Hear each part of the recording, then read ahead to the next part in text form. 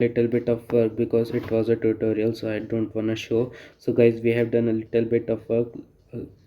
Guys इस पर हमें कुछ नहीं करना होता, इसमें सिर्फ अपने एक आइलैंड बनाना होता है और कुछ नहीं करना। बनाओ, काम खत्म। Guys first make an island. Island मिलता है। वहां कुछ बेसिक रिसोर्सेज होते हैं, जैसे पेड़, पत्थर और थोड़ी बहुत जगह। अब यहीं से आपका असली सफर शुरू होता है। आपको खुद मेहनत करके रिसोर्सेज कलेक्ट करने होते हैं, जैसे लकड़ी काटना, पत्थर तोड़ना और धीरे धीरे अपने आइलैंड को एक्सपैंड करना। धीरे धीरे आप समझने लगते हैं कि यह गेम सिर्फ बिल्डिंग नहीं, बल्कि प्लानिंग और स्ट्रैटेजी का भी गेम है। आपको सोचना पड़ता है कि कौन सी चीज पहले बनानी है, किस रिसोर्स को ज्यादा कलेक्ट करना है और कैसे अपने आइलैंड को एफिशिएंट बनाना है। जैसे जैसे आप आगे बढ़ते हैं, आपको नए टूल्स अनलॉक होते हैं। शुरुआत में आप बेसिक टूल्स से काम करते हैं, लेकिन बाद में आप बेटर टूल्स ले सकते हैं, जिससे काम जल्दी और आसानी से होने लगता है। यही प्रोग्रेशन इस गेम को और भी मजेदार बनाता है।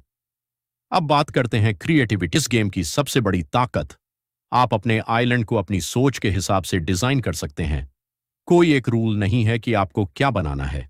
आप चाहें तो एक छोटा पीसफुल विलेज बना सकते हैं या एक बड़ा मॉडर्न सिटी जैसा आइलैंड भी बना सकते हैं। आप पेड़ पौधे लगा सकते हैं, घर बना सकते हैं, डेकोरेशन कर सकते हैं, रास्ते बना सकते हैं और अपने आइलैंड को एक ड्रीम वर्ल्ड में बदल सकते हैं। हर प्लेयर का आइलैंड अलग होता है, क्योंकि हर किसी की इमेजिनेशन अलग होती है। इस गेम में एक और इंटरेस्टिंग चीज है प्रोग्रेशन सिस्टम। जैसे जैसे आप रिसोर्सेज कलेक्ट करते हैं और बिल्ड करते हैं, आप कॉइन्स या इन गेम करेंसी अर्न करते हैं। इनसे आप नई चीजें खरीद सकते हैं, जैसे बेटर इक्विपमेंट, न्यू स्ट्रक्चर्स या अपग्रेड्स। धीरे धीरे आपका आइलैंड बड़ा होता जाता है और आप एक स्मॉल बिगिनर से एक प्रो बिल्डर बन जाते हैं। यही जर्नी इस गेम को एडिक्टिव बनाती है। अब बात करते हैं मल्टीप्लेयर एक्सपीरियंस की। अगर आप अपने दोस्तों के साथ खेलते हैं तो ये गेम और भी मजेदार हो जाता है। आप एक दूसरे के आइलैंड विजिट कर सकते हैं, आइडियाज ले सकते हैं और इंस्पायर हो सकते हैं। कभी कभी आप मिलकर प्रोजेक्ट्स भी बना सकते हैं, जिससे टीम वर्क स्किल्स भी इंप्रूव होती है। इस गेम में एक्सप्लोरेशन भी एक बड़ा हिस्सा है। जैसे जैसे आप आगे बढ़ते हैं, आपको नए एरियाज, नए फीचर्स और नए पॉसिबिलिटीज मिलते हैं। हर बार जब आप खेलते हैं, आपको कुछ नया देखने को मिलता है।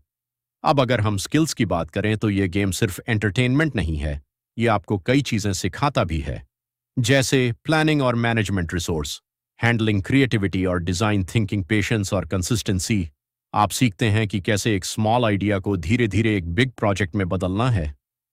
अब मैं आपको एक छोटा सा एग्जाम्पल देता हूं।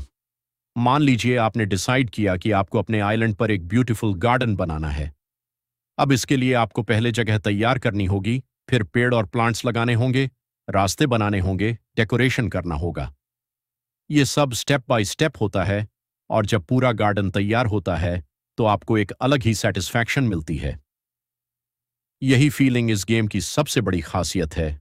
आप जो बनाते हैं वह आपका अपना क्रिएशन होता है। अब अगर हम बिगिनर्स के लिए कुछ टिप्स की बात करें, सबसे पहले शुरुआत में रिसोर्सेज को वेस्ट मत करें। जो भी मिले उसे सही तरीके से यूज करें। दूसरा, हमेशा अपग्रेड्स पर ध्यान दें, क्योंकि बेटर टूल्स से आपका काम बहुत आसान हो जाता है। तीसरा, अपने आइलैंड को प्लान करके बनाएं। रैंडम चीजें बनाने से बाद में प्रॉब्लम हो सकती है। और सबसे इंपॉर्टेंट, पेशेंस रखें, क्योंकि यह गेम धीरे धीरे ग्रो होता है। अब बात करते हैं फन फैक्टर की। यह गेम इतना एंगेजिंग है कि आपको टाइम का पता ही नहीं चलता। आप सोचते हैं कि बस 10 मिनट खेलेंगे और देखते देखते 1 घंटा निकल जाता है, क्योंकि हर बार कुछ नया करने को होता है। अगर आपको बिल्डिंग गेम्स पसंद हैं, अगर आपको डिजाइनिंग पसंद है, अगर आपको अपनी इमेजिनेशन को रियलिटी में बदलना अच्छा लगता है, तो यह गेम आपके लिए परफेक्ट है। और सबसे अच्छी बात, इसमें कोई प्रेशर नहीं है। आप अपने पेस पर खेल सकते हैं। कोई जल्दी नहीं, कोई स्ट्रेस नहीं। बस आराम से बिल्ड करो, एंजॉय करो और अपनी दुनिया बनाओ। अंत में मैं यही कहना चाहूंगा कि बिल्ड एन आइलैंड सिर्फ एक गेम नहीं है, ये एक प्लेटफॉर्म है जहां आप क्रिएटर बनते हैं। यहां आप सिर्फ खेलते नहीं, बल्कि कुछ नया बनाते हैं, कुछ यूनिक क्रिएट करते हैं। तो दोस्तों, अगर आपने अभी तक ये गेम ट्राई नहीं किया है तो जरूर करें, और अगर खेल रहे हैं तो अपनी क्रिएटिविटी को और आगे बढ़ाएं।